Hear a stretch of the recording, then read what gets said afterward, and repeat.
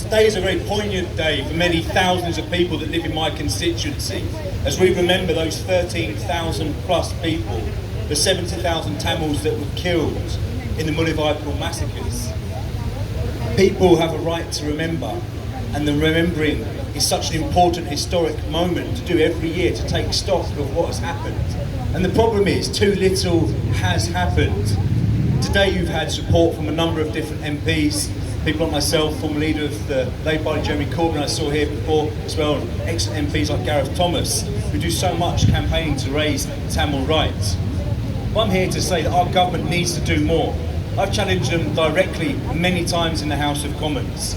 And it's not just, by the way, about seeking justice for the Tamil people. We know that Sri Lanka is engulfed in the worst economic crisis in its entire history. That's bad news for everybody that lives on the island of Sri Lanka.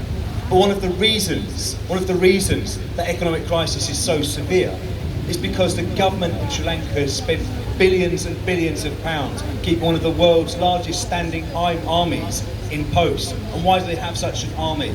To, of course, suppress the people in the Tamil homelands. The economic success of Sri Lanka is linked, in my mind, intrinsically to peace and to justice for the Tamil people and all of the people on the island of Sri Lanka.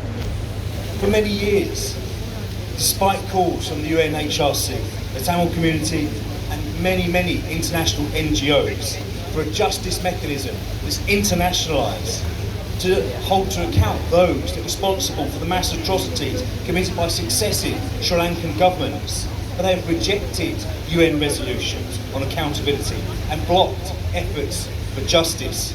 And instead, on days like this, they have the audacity to repress the memorialisation events of victims' communities. Even today, there are reports of military intimidation as Tamils take part in services to remember their dead.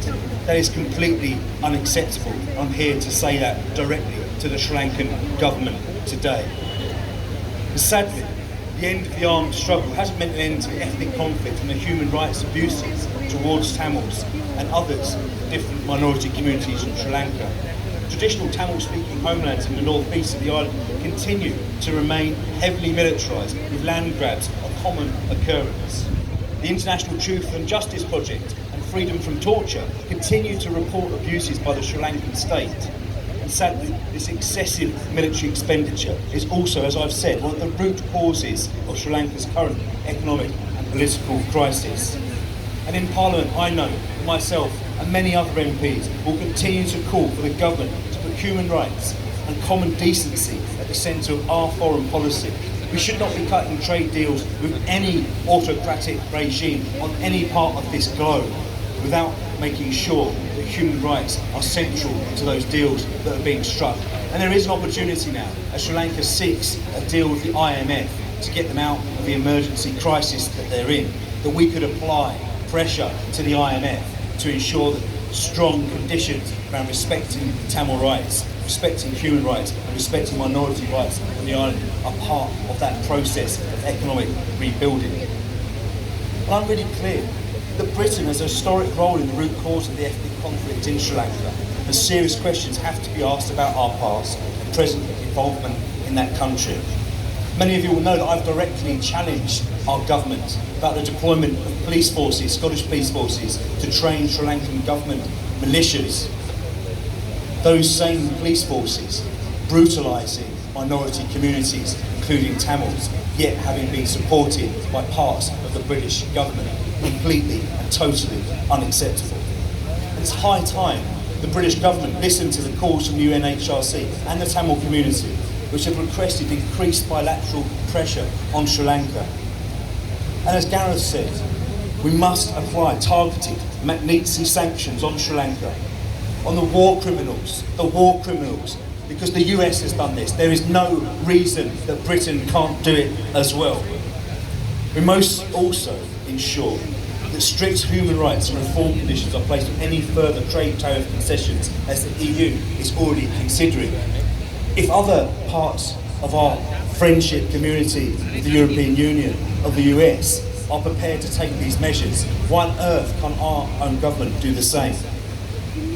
Lastly, I would like to say I'm incredibly proud to represent an active and prominent Tamil community in Ilford South, as well as the fact that in the last Labour Party general election manifesto, it made a clear commitment to protecting the Tamil and Muslim communities in Sri Lanka. And I have stood and will continue to stand by the Tamil community in their pursuit of international justice against the mass atrocities that took place against their peoples, for the demilitarisation of the traditional Tamil-speaking homelands, and of course, importantly, for the future of everybody on the island, a constitutional political settlement that respects the right to self-determination of all peoples on the island, including the Tamil people. We stand with you today. We stand shoulder to shoulder. We remember, we will not forget, but we must march onwards and hold our government here in Britain to account, to take action, to make a difference in Sri Lanka. Thank you very much.